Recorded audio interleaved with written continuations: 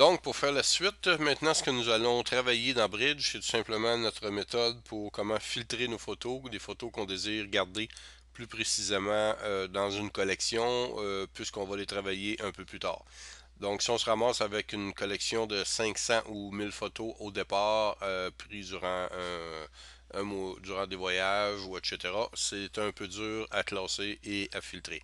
Une méthode très très simple que j'utilise souvent pour faire ce genre de filtre est tout simplement aller ici dans Affichage et de prendre ce qu'on appelle le mode de vérification qui est la touche raccourcie CTRL B sur PC, commande B sur Mac.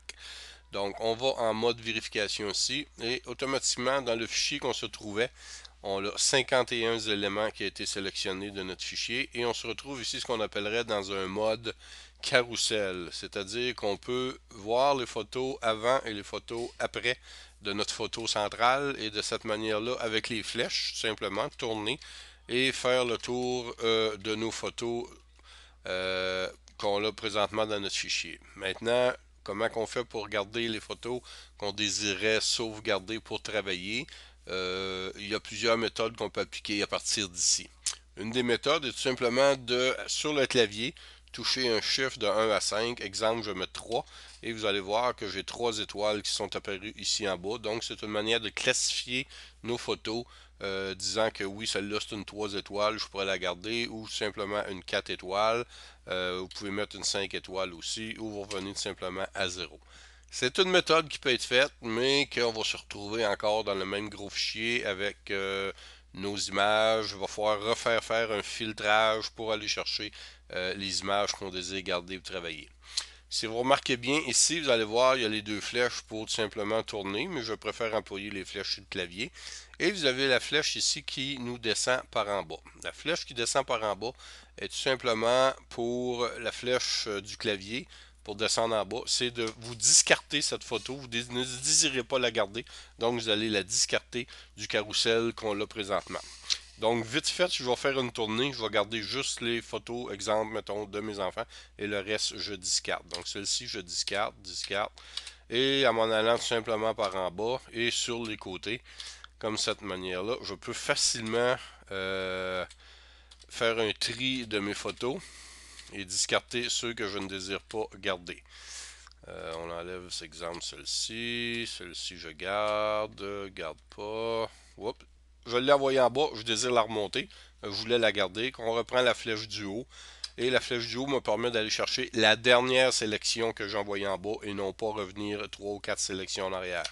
Donc on continue, sauvegarde. On continue encore. Et voilà. On revient. Je ne garde pas.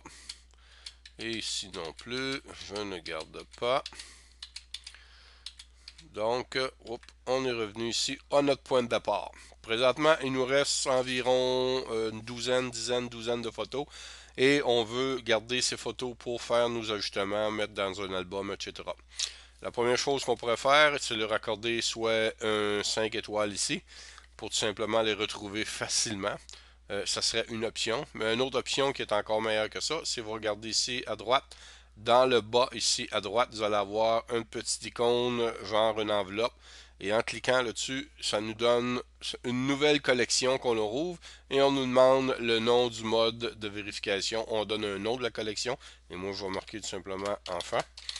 Et je signale oui, tout simplement, clique oui. Et automatiquement, ce qu'elle nous apporte, ça nous rouvre tout simplement un nouveau contenu ici, contenu là, dans enfant. Et j'ai tout simplement euh, les photos que j'ai sélectionnées, que je désire travailler et qui sont, regarde bien ici, qui sont rendues dans le mode collection. Donc, j'ai mes photos d'enfants.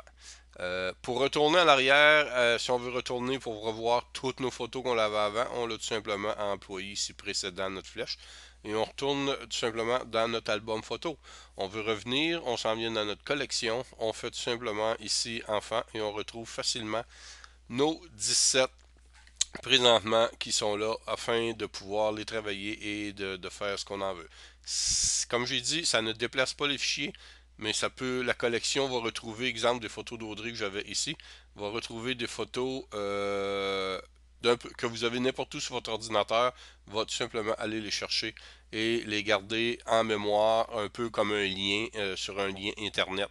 Vous cliquez dessus et il va chercher les icônes pour pouvoir travailler ces photos-là. On vous revient avec la suite dans le prochain vidéo. Bonsoir.